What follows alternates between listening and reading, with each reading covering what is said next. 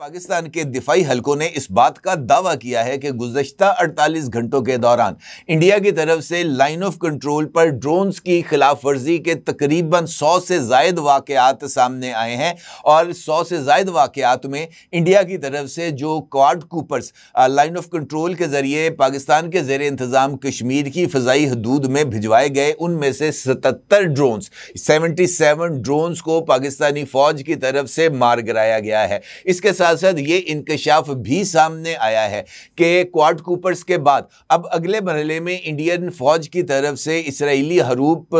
जो ड्रोन्स हैं उनको पाकिस्तान के ज़ेरे इंतज़ाम इलाके के अंदर भिजवाया गया, यानी पाकिस्तान की फ़ज़ाई हदूद की खिलाफ वर्जी की गई और इस फ़ज़ाई हदूद की खिलाफ वर्जी के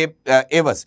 जो इंडियन ड्रोन्स हैं, ये जो हरूप ड्रोन्स हैं, इनको भी मार गिराया गया है। वादी नीलम समेत कई मुकामात पर लाइन ऑफ कंट्रोल की ये जो खिलाफ वर्जियां हैं वो सामने आई हैं। और वादी नीलम में तो पाकिस्तानी फौज की इस कार्रवाई, जिसके अंदर उन्होंने इसराइली हरूप ड्रोन्स को मार गिराया था, इस कार्रवाई का उन्होंने जनाब बराह रास्त ना सिर्फ मुशाहिदा किया है बल्कि इसकी वीडियोस बनाकर जनाब सोशल मीडिया पर अपलोड भी की गई हैं। हालिया दिनों में अगर आप गौर करें तो लाइन ऑफ कंट्रोल के ऊपर इंडियन मिलिट्री जो मूवमेंट्स हैं, एक जानिब उसमें इजाफा हुआ है। भारतीय फौज के सरकर्दा अफराद ने हालिया दिनों के अंदर लाइन ऑफ कंट्रोल का एक से ज़ायद मरतबा विजिट किया है। कभी नॉर्दर्न कमांड के सरबराह आते हैं, कभी सदर्न कमांड के सरबराह आते हैं, कभी उनके चीफ ऑफ जनरल स्टाफ और इस तरह की दीगर शख्सियात लाइन ऑफ कंट्रोल का मुसलसल विजिट करती हुई नजर आ रही हैं। इसका मतलब यह है कि लाइन ऑफ कंट्रोल को इनफैक्ट इंडियन फौज ने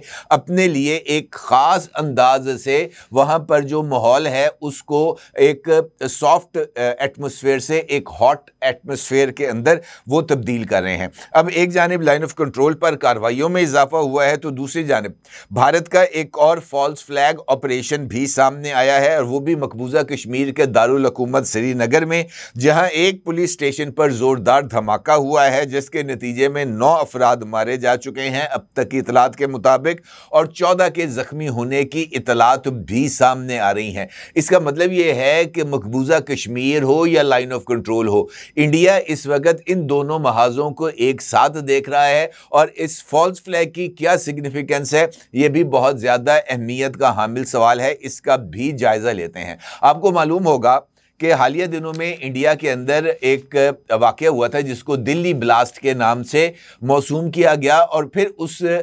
जो धमाका है उसको डॉक्टर्स डॉक्टरेन का नाम भी दिया गया या डॉक्टर्स मॉड्यूल का नाम दिया गया और उसके तहत उन्होंने तहकीकात का आगाज़ किया। अब ये जो पुलिस स्टेशन है श्रीनगर में, वहाँ पर ये जो एक इंटरनेशनल न्यूज़ एजेंसी है जिसका नाम है रॉयटर्स, और रॉयटर्स समेत मुख्तलिफ इंडियन चैनल्स ने भी इस खबर को ब्रेक किया है जिसमें उनका ये मानना है कि कल रात को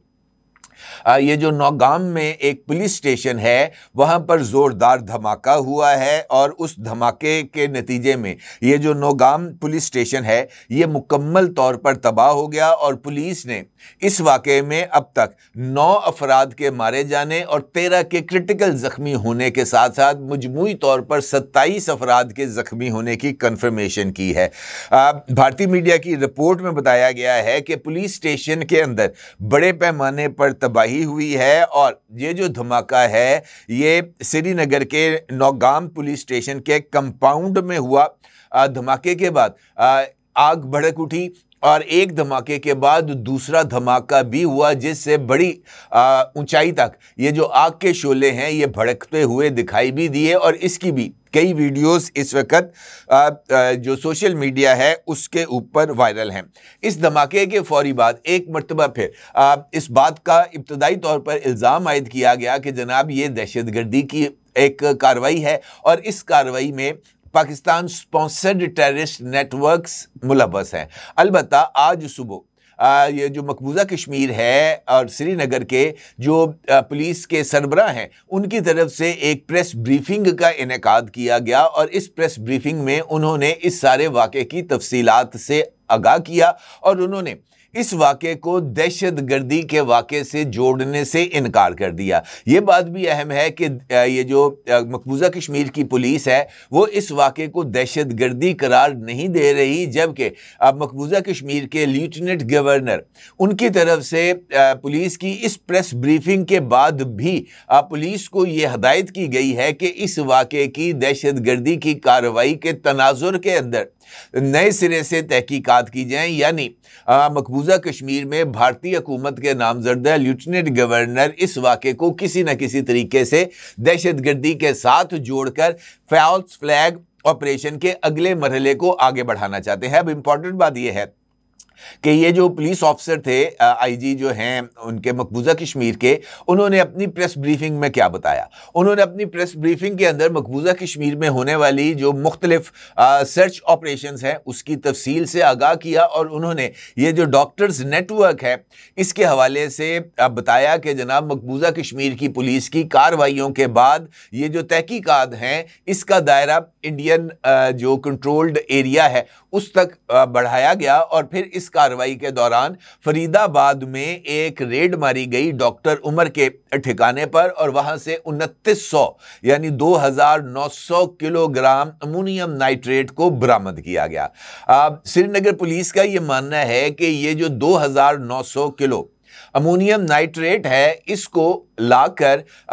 नौगाम पुलिस स्टेशन के कंपाउंड में रख दिया गया था, और गुज़िश्ता 2 दिन से इस जो अमोनियम नाइट्रेट है इसके ऊपर तहकीकात जारी थी, और 2 दिन पहले ही ये जो सैंपल्स थे यहाँ से लेकर उनको फोरेंसिक के लिए भिजवा दिया गया था। इसके साथ साथ श्रीनगर पुलिस का ये मानना है कि ये अमोनियम नाइट्रेट किसी भी गलती की वजह से कल रात को एक ज़ोरदार धमाके से फट गया।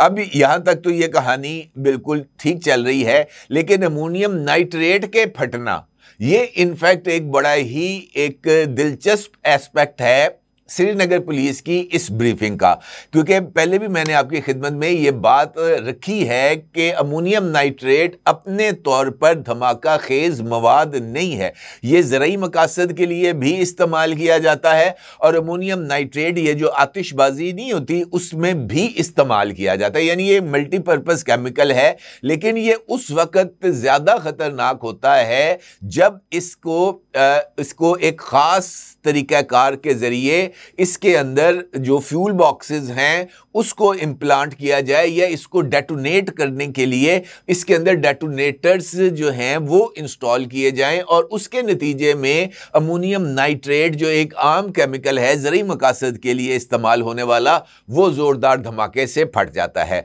अब जो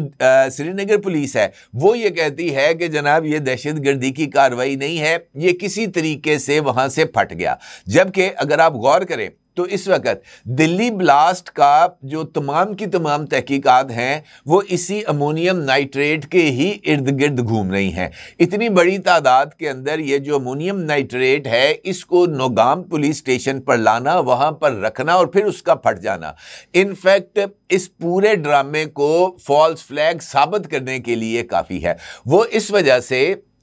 कि ये 2900 किलो अमोनियम नाइट्रेट ही इनफैक्ट वो एविडेंस था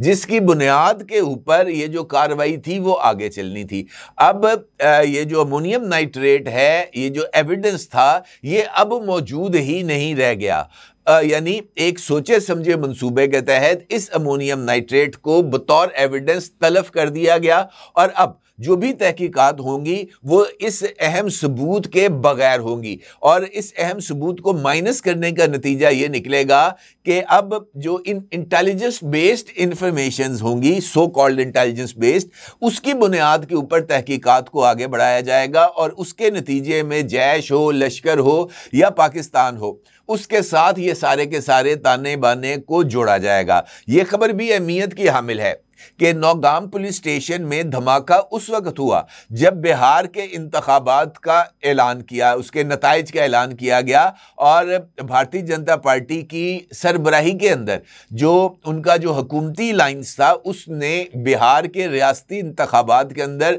जो लैंडमार्क विक्ट्री है वो हासिल की, जबकि अपोजिशन इत्तेहाद इस रियासती इंतखाबात में बुरे तरीके से नाकाम रहा। अगरचे राहुल गांधी जो कि अपोजिशन इत्तेहाद को लीड कर रहे हैं, उन्होंने इन रियासती इंतखाबी नताइज के ऊपर शदीद तहफ़्फ़ुज़ात का इजहार किया है और इस बात का इजहार किया है कि उन्हें इन इंतखाबी नताइज के अंदर धांधली की बू आ रही है। लेकिन इसके बावजूद इंतखाबी नताइज के आने और उसके साथ नौगाम पुलिस स्टेशन का धमाका, ये इनफैक्ट नरेंद्र मोदी के उसी नैरेटिव को आगे बढ़ाने का एक सिलसिला महसूस होता है जिसमें वो भारत की सिक्योरिटी को बीजेपी और अपने इक्तदार के साथ नती करते हैं। उनका ये मानना है कि भारत की सिक्योरिटी उस वक्त तक ही कायम रहेगी, भारत के अंदर जो दहशतगर्दी के वाक़यात हैं वो उसी सूरत कंट्रोल होंगे जब नरेंद्र मोदी या उनकी जमात इक्तदार में होगी। और ये इस नैरेटिव की बुनियाद को या इस नैरेटिव को ही तक़वियत देने के लिए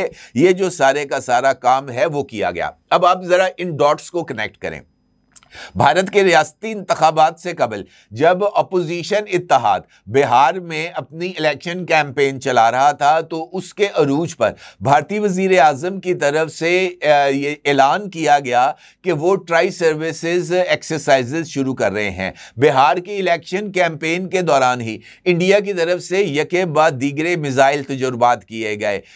इलेक्शन कैंपेन के दौरान ही समुद्री नॉटम जारी किए गए और एयर नॉटम्स जारी किए गए। इसी सारे अमल के दौरान सरकरीक के ऊपर भारतीय वजीर दिफा राजनाथ सिंह की तरफ से एक सख्त बयान जारी किया गया। इसी इलेक्शन कैंपेन के दौरान भारत के आर्मी चीफ उपेंद्र द्विवेदी की तरफ से पाकिस्तान को दुनिया के नक्शे से मिटाने की धमकी दी गई। इसी इलेक्शन कैंपेन के दौरान इंडियन एयर चीफ ने S-400 के जरिए पाकिस्तानी जंगी तैयारों को पाकिस्तानी हदूद में ही मार गिराने का यानी 300 किलोमीटर दूर हदफ को निशाना बनाने का दावा किया। यह सब कुछ उसी मौके पर हो रहा था जब बिहार के इलेक्शन हो रहे थे, यानी भारतीय वजीर आज़म ने अपनी फौज को सियासी मकासद के लिए इस्तेमाल करते हुए रियासती इंतखाबात में माइलेज को हासिल किया। यहां तक तो उनके सारी की सारी चीजें उनके हक में चली गई। अब ये जो एस्केलेशन है इसके आगे बढ़ते हुए मुझे ऐसे लगता है कि ये जो ड्रोन्स की कार्रवाई या ये जो नौगाम पुलिस स्टेशन का वाकया है ये भी इनफैक्ट नरेंद्र मोदी के इक्तदार को कंसोलिडेट करने के लिए ही इस्तेमाल किया जाएगा और ये इसी मकसद के लिए चीज़ें आगे बढ़ रही हैं। इंतखाबाती अमल के दौरान ही ये जो क्वाड कूपर्स हैं इनकी तरफ से पाकिस्तानी फ़ज़ाई हदूद की खिलाफ वर्जी की गई। हरूप ड्रोन्स की तरफ से पाकिस्तानी फ़ज़ाई हदूद की खिलाफ वर्जी की गई। नॉटम्स पे नॉटम्स जारी किए गए, साइबर अटैक्स के दावे किए गए, सिग्नल जैमिंग और स्पूफिंग के इल्ज़ामात पाकिस्तान पर आयद किए गए। दिल्ली समेत 6 एयरपोर्ट्स को बंद रखा गया। कल मुंबई के लिए एक नया नोटम आ गया। कल ही कलकत्ता में भी सिग्नल जैमिंग के हवाले से इंडियन मीडिया में खबरें आना शुरू हो गई। तो ये तमाम चीज़ें एक दूसरे के साथ ही मिलती हैं, एक दूसरे से अलग करके इनको नहीं देखा जाता। अगर आप इन तमाम डॉट्स को कनेक्ट करें तो ये बात वाज़ेह होती है कि नरेंद्र मोदी ने अपना जो ऑब्जेक्टिव था वो काफ़ी कामयाबी के साथ हासिल कर लिया है। अब उसके अपने नैरेटिव को मज़ीद तक़वियत देने के लिए पाकिस्तान के साथ एक महदूद पैमाने के ऊपर शुर्लियाँ पटाखे चलाने की ज़रूरत है और इस फैसले तक पहुँचने के लिए नरेंद्र मोदी को एक बहाना दरकार है और उस बहाने के लिए ये जो दिल्ली कार ब्लास्ट है ये सारी की सारी सूरत हाल सामने आई और फिर 2900 किलो अमोनियम नाइट्रेट को नौगाम के अंदर उड़ा दिया गया और अब उसके बाद इंटेलिजेंस बेस्ड इंफॉर्मेशन की बुनियाद के ऊपर ये जो नए ताने बाने हैं इसको जोड़ा जाएगा और फिर इंटरनेशनल कम्युनिटी के सामने इस केस को रखा जाएगा कि पाकिस्तान इंडिया में सरहद पार दहशतगर्दी की सरपरस्ती कर रहा है और इस चक्कर के अंदर कार्रवाई की जाएगी। लेकिन मुझे अब मौजूदा हालात के अंदर इंडिया की तरफ से इस मामले में कामयाबी के इम्कानात नज़र नहीं आ रहे, क्योंकि अगर वो 2 फ्रंट कार्रवाई की तरफ जाएगा तो फिर उसको भी 2 फ्रंट कार्रवाई का ही सामना करना पड़ेगा। ये बात तो अब ऑलमोस्ट तय है और ग्राउंड रियलिटीज़ को मद्देनज़र रखते हुए इस बात के इम्कानात पाए जाते हैं कि बंगाल के इंतखाबात और बिहार के इंतखाबी नताइज, इन दोनों को एक नज़र से देखने के लिए हमें आने वाले दिनों में मज़ीद एस्केलेशन और सरहदी झड़पों की खबरों के लिए तैयार रहना चाहिए, क्योंकि इसी में भारतीय जनता पार्टी और नरेंद्र मोदी के इक़्तिदार की बका है। अपनी राय को ज़रूर इज़हार कीजिएगा। आपका बहुत शुक्रिया। अल्लाह हाफ़िज़।